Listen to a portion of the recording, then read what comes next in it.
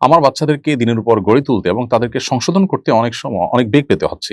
অধিকাংশ সময় আমি রেগে গিয়ে তাদের উপর হাত তুলি। অনুগ্রহ করে আমাকে এই বিষয়ে উপদেশ দিন। শিশুদেরকে শাসনের সীমা কতটুকু জানতে চাই। সন্তানদের সাধারণত বাবা-মা যদি উত্তম উদাহরণ তাদের সামনে রাখতে পারেন, সেটা তাদের বাসা-বাড়িতে বাবা-মা নিজের কাজে-কর্মে এবং প্রতিবেশী এবং অন্যান্য যে সার্কেল আছে তাদের সেই সার্কেলের মাধ্যমে এবং শিক্ষা প্রতিষ্ঠানের মাধ্যমে, তাহলে সেটা হয় সন্তানকে মানুষ করবার সবচাইতে কার্যকর উপায়। আ সন্তান মানুষ করার এই কার্যকর উপায়ের পাশাপাশি কখনো, কখনো সন্তানকে শাসন করবারও প্রয়োজন হতে পারে। বাবা-মা হিসেবে সন্তানকে শাসন করবার সুযোগ বা অধিকার ইসলামী শরিয়াতে আছে।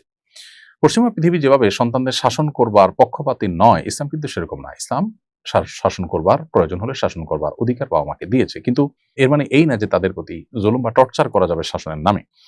আ শাসন হতে হবে প্রথমত সন্তানের কল্যাণার্থে। সেটা নিজের কোনো জেদ বা ক্ষোভ চরিতার্থ করবার জন্য হতে পারবে না। যদি সেটি হয় তাহলে সেটি জুলুমে পরিণত হতে পারে। বাবা-মা হয়েছেন বলে আপনি সন্তানের প্রতি যা খুশি তা করবেন সেটার কিন্তু সুযোগ নেই। আপনারও জবাবদিহিতা আছে। প্রত্যেকটা মানুষের প্রতি আপনার দায়িত্ব রয়েছে, আপনার অধিকার যেমন রয়েছে, আপনার কর্তব্যও রয়েছে। সো সন্তানের প্রতি কর্তব্য হলো তার প্রতি আপনি জুলুম না করা, তার প্রতি কোনো অবিচার না করা। কখনো সন্তান কোনো অন্যায় কাজ করলে আপনার জেদ বা ক্ষোভ অনেক বেশি হয়, তখন প্রয়োজনের চাইতে অতিরিক্ত তাকে আপনি শাসন করলেন কিংবা প্রহার করলেন। সেটির কারণে আপনি জালেমের কাতারে পড়তে পারেন। অনেক সময় দেখা যায় এই জাতীয় শাসনের পর বাবা-মা নিজেই আ মানসিকভাবে অপরাধবোধের মধ্যে থাকেন যে আমি আসলে অন্যায় করে ফেলেছি। তো এই জায়গাগুলোতে আমাদের দায়িত্বশীলতার পরিচয় দিতে হবে। সন্তানকে আপনি ধমক দিতে পারেন। যদি আ তাকে আঘাত করার প্রয়োজন হয় তাহলে শুধুই ভয় দেখার জন্য তাকে হাত দিয়ে মৃদু আঘাত করতে পারেন, যেটা জাস্ট ভয় দেখানোর জন্য হচ্ছে। লাঠির ব্যবহার যথাসম্ভব এটা থেকে বিরত থাকা উচিত। ভয় দেখানোর জন্য লাঠি থাকতে পারে।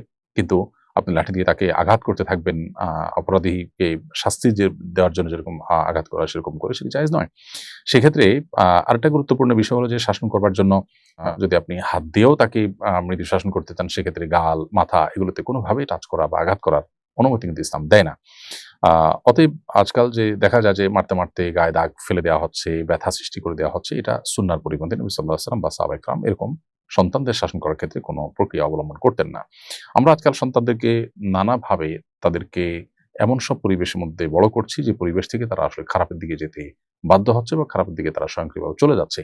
এরপর আমরা নিজেরা আ তাদের হয়তো অন্যায় আচরণ বা তাদের দুষ্টুমি এগুলো সহ্য করতে না পেরে আমরা তাদের উপরে চড়াও হই। মূলত দোষটা যে ঘুরে ফিরে আমাদেরই, আমরা তাদেরকে ভালো পরিবেশ দিতে পারি নাই, উদাহরণ সৃষ্টি করতে পারি নাই, আ সেরকম পরিবেশ নিশ্চিত করতে পারি নাই, সেই সীমাবদ্ধতা আমাদের বা আমাদের সে ত্রুটির কথা আমরা ভাবি না। অতএব সন্তানদেরকে শাসন করতে হবে। শাসন করবার সুযোগ এবং অধিকার রাইট যেমন আছে, আবার জুলুম করা যাবে না সেটি আমাদেরকে মাথায় রাখতে হবে।